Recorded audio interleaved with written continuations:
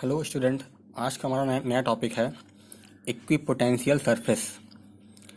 क्या होता है इक्विपोटेंशियल सरफेस? ऐसा सरफेस जिसके हर एक पॉइंट पर पोटेंशियल इक्वल हो, उसे बोलते हैं इक्विपोटेंशियल सरफेसेस। ऐसा सरफेस जिसके हर एक पॉइंट पर पोटेंशियल की वैल्यू सेम हो, इक्वल हो, उस सरफेस को बोलते हैं हम लोग हैं इक्विपोटेंशियल सरफेस। जैसे मान लो आपके पास एक सरफेस ये है, ऐसे बहुत सारे पॉइंट ऐसे ऐसे हैं,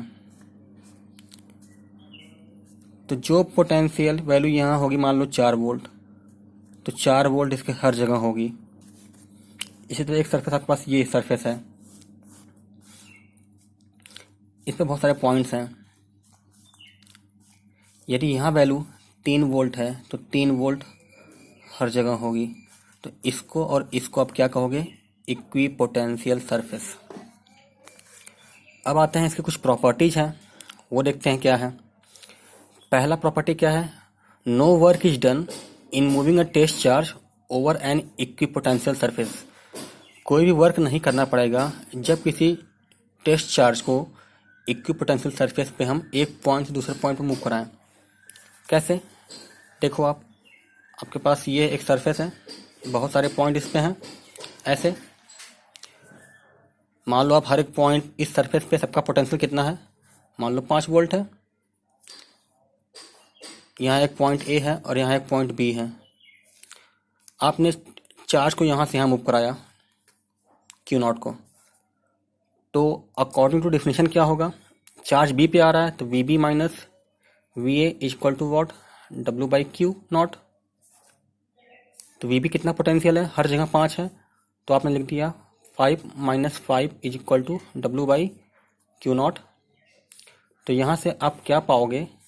0 हो जाएगा। डब्ल्यू इक्वल टू क्या हो जाएगा? 0। तो कोई भी वर्क नहीं करना पड़ेगा आपको इक्विपोटेंशियल सरफेस पे जब आप चार्ज को एक पॉइंट से दूसरे पॉइंट पर मूव कराओ। सेकेंड प्रॉपर्टीज क्या हमारी है? No two equipotential surfaces can intersect each other. दो इक्विपोटेंशियल सरफेस कभी आपस में कट नहीं करेंगे। क्यों नहीं कट करेंगे? मान लो एक सरफेस ये है, इस पे बहुत सारे पॉइंट्स हैं, इस पूरे सरफेस का पोटेंशियल हर जगह 5 वोल्ट है। मान लो दूसरा सरफेस ये है, इस पे बहुत सारे पॉइंट्स हैं, इनका पोटेंशियल 4 वोल्ट है। तो ये जहाँ कट कर रहा है, एक यहाँ कट कर रहा है और एक यहाँ कट कर रहा है, इस पॉइंट पर दो पोटेंशियल हो जाएगा एक साथ। यहाँ 5 वोल्ट भी होगा, 4 और 4 वोल्ट भी होगा। इसी तरह यहाँ पर भी 5 वोल्ट होगा और 4 वोल्ट होगा, जो कि पॉसिबल नहीं है, क्योंकि डेफिनेशन क्या कहती है? इक्विपोटेंशियल सरफेस के हर एक पॉइंट पर पोटेंशियल सेम होगा, इसलिए दो सरफेस कभी आपस में कट नहीं करते हैं। तीसरा क्या कह रहा है? Equipotential surfaces are closer together in the regions of strong field and farther in the regions of weak field. जहाँ पे इलेक्ट्रिक फील्ड स्ट्रॉन्ग होगा वहाँ पे सरफेसेस पास पास होंगी, और जहाँ पे फील्ड वीक होगा वहाँ सरफेसेस दूर दूर होंगी। कैसे? देखो आपने पढ़ा हुआ है E equal to minus D V by D R potential gradient. क्योंकि सरफेस कैसा है? इक्विपोटेंशियल है, तो डी वी क्या होगा? कांस्टेंट होगा हर जगह। तो आपको क्या बचा यहाँ से? आपको बचा E proportional to 1 by D R. Minus sign लेते हैं, केवल डायरेक्शन इक्विपोटेंशियल शो करता है उसके डिक्रीजिंग डायरेक्शन में। तो यहाँ से आप डी आर निकालो, प्रोपोर्शनल 1 बाई ई होगा। अब आप यहाँ देखो, इफ़ इलेक्ट्रिक फील्ड ज़्यादा मतलब क्या? इलेक्ट्रिक फील्ड ज़्यादा मतलब क्या? इलेक्ट्रिक फील्ड स्ट्रांग होगा, तो आर क्या होगा? जैसे जैसे ई की वैल्यू बढ़ोगी आर की वैल्यू क्या होगी? कम होगी। कम मतलब क्या? वो पास पास होंगे, तो आर क्या होगा? कम होगा। वहीं if electric field weaker, electric field क्या होगा? वीक होगा, तो आर क्या होगा?